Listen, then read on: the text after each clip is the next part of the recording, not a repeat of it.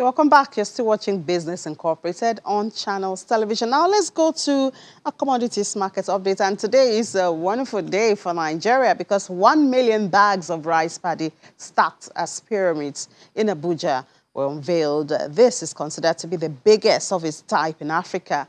Well, what changes will this bring to the commodity space in the country? We have Mayowa Ige, analyst with Financial Derivatives Company, joining us to tell us the perspective of FDC. Hello, Mayowa. Good afternoon.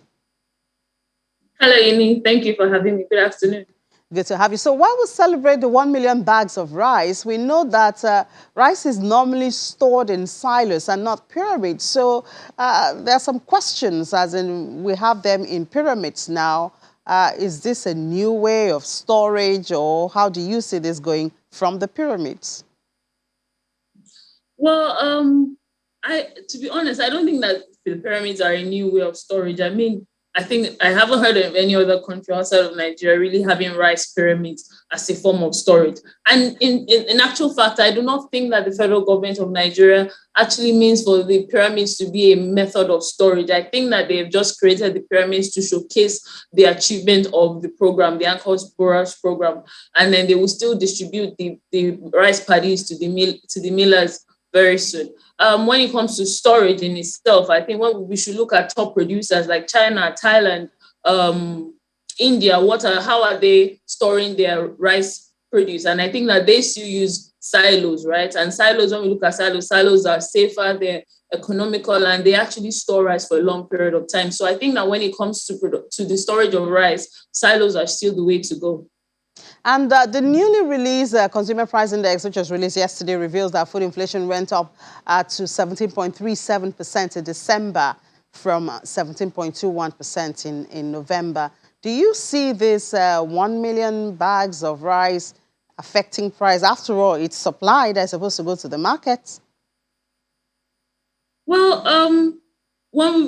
the whole program, how did it come about in the first place? As far back as 2015, 2017, Nigeria had supply-demand gap of about 3 million metric tons of rice. We're spending as high as $1.65 billion on importation of rice, and this led to this drive to boost our local production.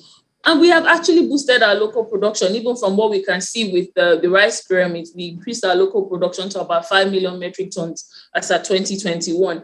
However, this increase in production has not been sufficient to meet our supply-demand gap, and which is why we haven't actually significantly seen the price of rice decline over the years. And there are also other factors that are still involved in the production of rice in Nigeria. We still have an issue of unavailability of rice paddy. We have high cost of production. We have insecurity. There's still climate change, weather conditions, flooding and all affecting rice production. So I think that while this is said that this would actually reduce the price of rice in the coming period of time, and then Nigeria will go into exportation and all, I'm not sure about that. In actual fact, yes, it's a way to go, but there are also factors that still need to be addressed for us to actually attain that self-sufficiency that we hope to attain, and for us and for the price of rice to decline significantly in the country.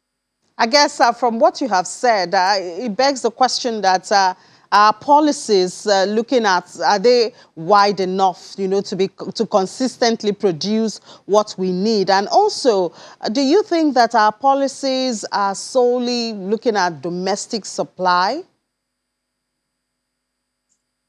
Well, I think that the policies are a step in the right direction. I mean, we can't be spending as high as $1.65 billion on the importation of rice annually, and we have forex issues, exchange rate issues. It's not sustainable. So this is more self-sufficiency is more sustainable. But I think that for me, I think of the timing, right?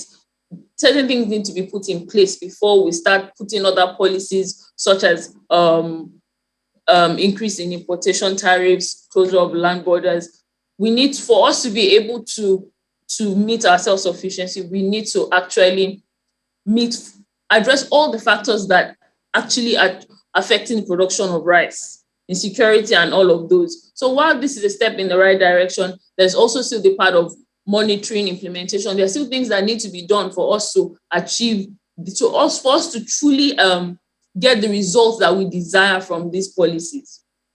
And after the celebration of today now, you know, we see the pyramids and we have all the broadcasts. Where do you see us going from here now? Is it those bags will be distributed? And of course, how do we see this continuing? Obviously, it's not an Abuja project. It should be a Nigeria project. So how do you see us sustaining this and going forward from the pyramids and the celebration of today?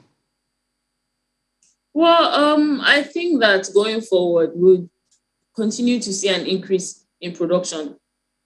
But I think there are policies that these policies have been put in place. We have seen an increase, and I think that in the long term, we'll continue to see an increase in policy in the results from these policies. And I don't think that's an Abuja thing alone. There are also other states that have been involved in this production of rice, and they've also been giving results. Even though still we look at the situation of the lake rice and all of that, we haven't seen them in the market for a while. But I think that with the right incentive, the encouragement from in other states, we would see other states come into play, and then it would actually boost the production of rice in Nigeria and we'll see a decline in prices. And hopefully we get into the exportation phase of it.